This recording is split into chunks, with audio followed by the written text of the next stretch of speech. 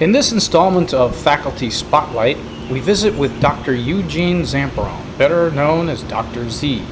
Dr. Z is an accomplished herbalist who has created an herbal garden just outside the University of Bridgeport Health Sciences Center that he maintains with the help of his students.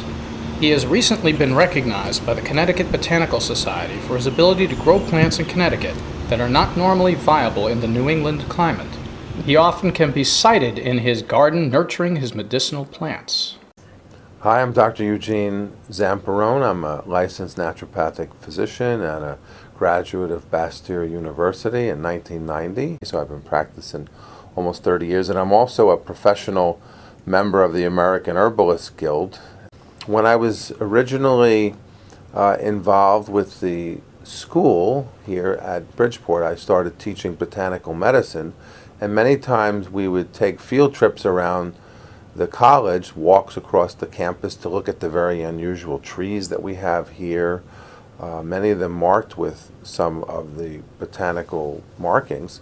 The campus back then was a lot more wilder than it was today, and there was many areas to go for forest and overgrown parking lots and things, so we could find many medicinal plants. But as the campus began to grow and mature, and those spaces began to disappear. So we began to have the idea that we would want to create our own garden space here and bring lots of these wild plants.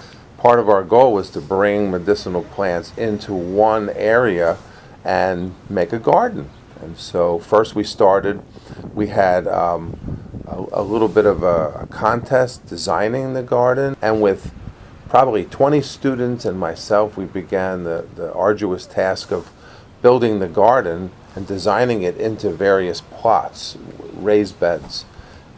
And that was the beginning of our garden. Then eventually we took over the south side of the building, which creates a very interesting microclimate, and that's where we began to put lots of the very unusual and peculiar plants that we have in the garden that need a little bit more warmth and a little bit more protection.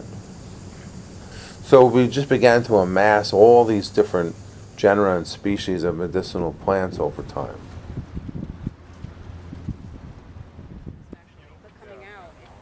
It wasn't like I studied plenty. Like I couldn't have studied for the question.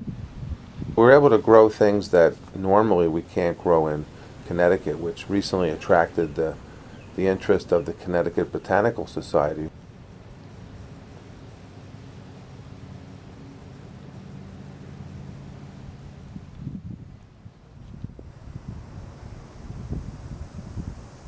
We have very interesting plants from around the globe. Of course, some of our most interesting plants would be our Siberian ginseng plant and our astragalus plant, which of course are not native to here, and those are used as adaptogens. And so, an adaptogen is a plant that seems to normalize physiological function, whether it's high or low, hyper or hypo. It seems to have a myriad of effects across the body systems, and it's safe to use every day. So those are some we have. We also have ashwagandha in the garden. Now that actually we have to bring in. That won't survive, although we've tried. We have a huge building here at the Health Science Center.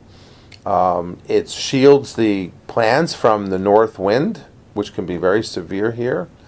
The bricks tend to hold the heat in, and we're also at a very interesting part of Connecticut where we're surrounded on three sides by water. A little kind of more of a Mediterranean-like climate, if you could think of it being kind of like that, more of a temperate, maritime kind of climate.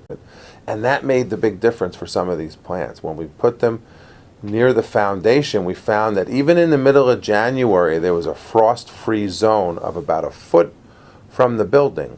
So we were able to do kind of the impossible, grow zone 8 and 9 plants. Species that are in the garden all the time. But now Several students helped Dr. Z maintain the garden.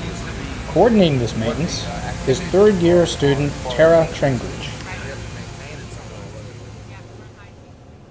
Hi, my name is Tara Tranguch. I'm a third-year student here at the College of Naturopathic Medicine, and I work in maintaining our botanical garden here. I go out in the garden a couple times a week, either during lunch breaks or breaks between classes, and I focus on pulling any weeds, such as the bindweed, which is growing, or the purslane, or the oxalis, and tidying up the plant, so if anything needs to be deadheaded, or if anything needs to be tied up so it doesn't fall over, or if anything needs to be harvested, identifying that.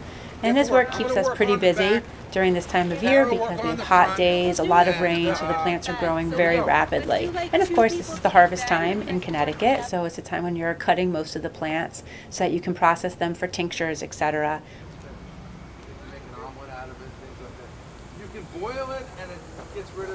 One of the great aspects of the garden is it's a real gift to students here because it takes what you learn from books and puts it into real life.